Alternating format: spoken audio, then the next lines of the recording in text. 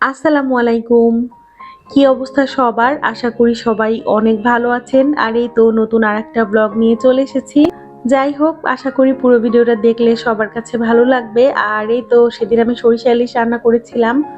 প্রথমে আম্মু আমাকে মাছটা কেটে দিয়েছিল আর পাশে হচ্ছে আম্মু বাচ্চাদের জন্য চিকেন রোস্ট করবে, তো রোস্টের পিসগুলো করে নিচ্ছিল। এখানে এই তো আমি হচ্ছে প্রথমে সরিষাটাকে ব্লেন্ড করে নিয়েছি পেঁয়াজ, কাঁচামরিচ আর লবণ দিয়ে, আর তারপরে দিয়ে দিলাম গুঁড়ো মশলা, জিরা গুঁড়া, ধনিয়া গুঁড়া, হলুদ, লবণ আর সামান্য একটু রসুন বাটা দিয়েছিলাম। আর লাস্টে দিয়ে দিলাম অল্প পরিমাণে সরিষার তেল। অনেকে ইলিশ মাছে রসুন ব্যবহার করে না, তবে সরিষা দেওয়ার কারণে আমি অল্প একটু রসুন ব্যবহার করলাম। আর এখন এই তো পুরো মিক্সটাকে সুন্দর মতো হাত দিয়ে মেখে নিব। মশলাটা সুন্দর মতো মাখানো হয়ে গেলে এর মধ্যে দিয়ে দিব কেটে রাখা ইলিশ মাছগুলো। ইলিশ মাছগুলোকে কিন্তু আমি কেটে সুন্দর মতো লবণ দিয়ে রেখেছিলাম, যার কারণে সরিষাতে আমি লবণের পরিমাণ খুবই অল্প দিয়েছি। এখানে মরিচের গুঁড়া দিলেও হয়, কিন্তু আমার হচ্ছে মরিচের গুঁড়া শেষ হয়ে গেছিল। আর সরিষার সঙ্গে আমি অলরেডি অনেকগুলা কাঁচামরিচ একসঙ্গে দিয়ে ব্লেন্ড করে রেখেছিলাম। রান্নায় আমি খুব বেশি ঝাল খেতে পছন্দ করি না, তবে যাতে ব্যালেন্স হয় বাচ্চারাও খেতে পারে সেই পরিমাণে ঝাল দিয়েছিলাম। আপনারা চাইলে ঝালের পরিমাণ কম বা বেশি দিতে পারেন। তারপরেই তো চুলায় দিয়ে দিলাম তেল, আর মাছটাকে ম্যারিনেট করে কিন্তু আমি 1 ঘন্টা মতো রেখে দিয়েছিলাম। এর মাঝে আম্মু হচ্ছে এই চুলায় পেঁয়াজ বেরেস্তা করে নিল। আর এরপরে আমি হচ্ছে এখন মাছগুলো দিয়ে দিলাম ডিরেক্ট সরিষার তেলের মধ্যে। এইভাবে রান্না করলে হয় কি, আলাদা করে মশলা কষানোর কোনো ঝামেলা থাকে না। সরিষা ইলিশ তো অনেক রকম ভাবে রান্না করা যায়, তবে আমি নর্মালি এইভাবেই করে থাকি। আর এখন হচ্ছে মাছটাকে আমি 1 মিনিট মতো এপিট ওপিট করে সরিষার এই দেওয়া অবস্থায় ভেজে নিব। ম্যারিনেট করা মাছগুলোকে এমনভাবে ভেজে নিব যে মশলাটা মাছের সঙ্গে লেগে যায় আর মাছটা একটু শক্ত হয়ে যায়, যাতে রান্নার পর মাছগুলো আর ভেঙে যাবে না।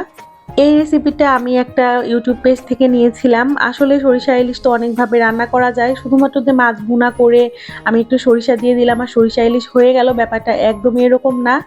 ঝাল, লবণ, তেল, সরিষা সবকিছু যেন একটা ব্যালেন্স মতো থাকে, তাহলে কিন্তু আপনি সরিষা ইলিশের আসল টেস্টটা পাবেন।